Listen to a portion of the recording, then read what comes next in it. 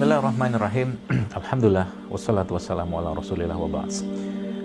Teman-teman sekalian, sahabat-sahabat sekalian, kalau kita membicarakan tentang produk ciptaan Allah, sesungguhnya Allah menciptakan semua yang ada dalam semesta ini dengan sangat sempurna.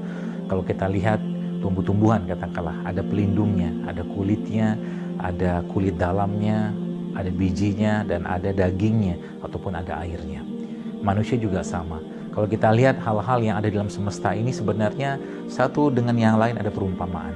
Maka sebenarnya dalam konsep holistik atau dalam konsep kita bicara tentang keseluruhan dari apapun yang Allah ciptakan, maka memang kita dianjurkan untuk mengkonsumsi sesuatu semua yang ada pada produk tersebut. Contoh mungkin kalau kita bicara tentang kunyit ya, atau kurkuma longa, atau mungkin temulawak yang ada disebut dengan, atau mungkin kurkuma santoriza ya, mungkin nama latin tinggal dilihat aja. Kunyit atau temulawak ini dua tumbuhan atau dua ciptaan Allah yang Masya Allah berwarna kuning. Mereka sama-sama memiliki zat kuning ya, yang kita kenal dengan kurkumin. Tapi kurkumin tadi yang ada pada kunyit dan temulawak tadi, dia bersinergi bekerjanya. Jadi mereka bekerja secara berantai, secara bersama-sama untuk menjadi katakanlah bahan atau mungkin sifat-sifat tertentu, mungkin sebagai anti kanker, anti peradangan, seterusnya. Itu banyak sekali. Jadi pada satu bahan saja itu sangat banyak, atau mungkin pada satu produk ciptaan Allah saja itu sangat banyak kandungan-kandungannya. Tidak hanya satu, mungkin tinggal dibaca saja ya detailnya seperti apa, tapi terlalu banyak yang ada pada produk ciptaan Allah tadi. Sehingga kalau kita katakan misalkan kunyit, ya kunyit isinya bukan cuma kurkumin saja, banyak sekali kandungan pada kunyit tadi. Ada bahan aktif yang sangat berlimpah dalam kunyit, sehingga kita dianjurkannya memakan kunyit atau mengkonsumsi kunyit ya secara utuh. Temulawak juga sama. Maka konsep seperti inilah yang tadi saya sampaikan disebut dengan konsep holistik.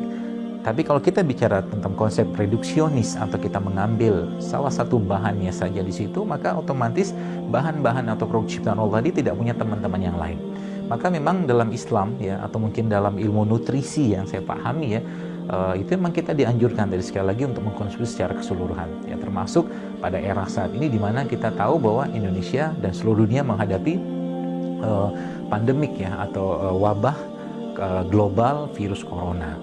Dan sekarang dengan teknologi kita bisa tahu bahwa wabah tersebut atau mungkin kondisi seperti ini kita bisa atasi, membantu atau meningkatkan derajat kesehatan atau imunitas kita dengan mengkonsumsi produk-produk tadi. Dan ada beberapa riset yang mungkin kita bisa dapatkan ya. Saya membaca di tahun 2020 juga beberapa ilmuwan di UGM juga meneliti, ternyata kunyit ya ditambah dengan kayu secang, jeruk nipis dan lengkuas ternyata punya efek yang luar biasa ke badan. Bahkan bisa meningkatkan imunitas atau kekebalan tubuh kita menghadapi wabah virus seperti ini. Tapi ala kulli hal yang perlu kita pahami bahwa semua tadi bekerja atas kehendak Allah. Semua tadi yang bahan-bahan pada kunyit ya, lengkuas ya, jeruk nipis atau secang tadi adalah bahan-bahan yang Allah ciptakan. Kalau kita konsumsi secara baik, secara benar dan tidak berlebihan, pasti akan memberikan manfaat. Kenapa? Karena Rabbana ma khalaqta hadza batila subhanaka faqina azabannar.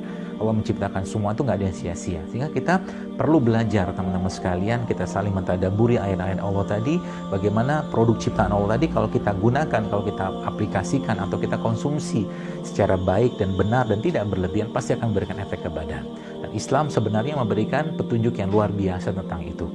Tambah dengan puasa, ya ada kurma, ada madu, ada habatus sauda, ya ada zaitun. Masya Allah, tabarakallah, terlalu banyak yang Allah ciptakan. Dan bahkan di beberapa kajian saya juga pernah saya jelaskan bahwa ada sekitar 21 jenis tanaman Al-Quran yang kita bisa optimalkan. Ya, seperti tadi ya, ada habatus sauda, ya ada zaitun, ya ada bawang-bawangan, yang itu semua memberikan manfaat pada kesehatan kita. Karena tidak mungkin Allah menciptakan kita dalam kondisi kita sakit-sakitan. Allah menciptakan sarana prasarananya dalam rangka bisa melaksanakan, atau kita bisa melaksanakan fungsi kita sebagai khalifah dan sebagai Abdullah. Maka jaga baik-baik tubuh kita, dan mungkin resep tadi mungkin teman-teman bisa buat nanti di rumah yang menggunakan ya kunyit, jeruk nipis, ya lengkuas dan secang tadi untuk kita optimalkan manfaatnya untuk meningkatkan daya tahan tubuh kita. Mudah-mudahan bermanfaat dan semoga Allah segera jauhkan kita dari wabah-wabah penyakit yang berbahaya atau mematikan ini, dan semoga Allah berikan kepada kita kesehatan yang paripurna. Kesehatan paripurna adalah kesehatan iman, kesehatan yang bermula dari ketaatan kita kepada Allah Subhanahu wa taala. Assalamualaikum warahmatullahi wabarakatuh.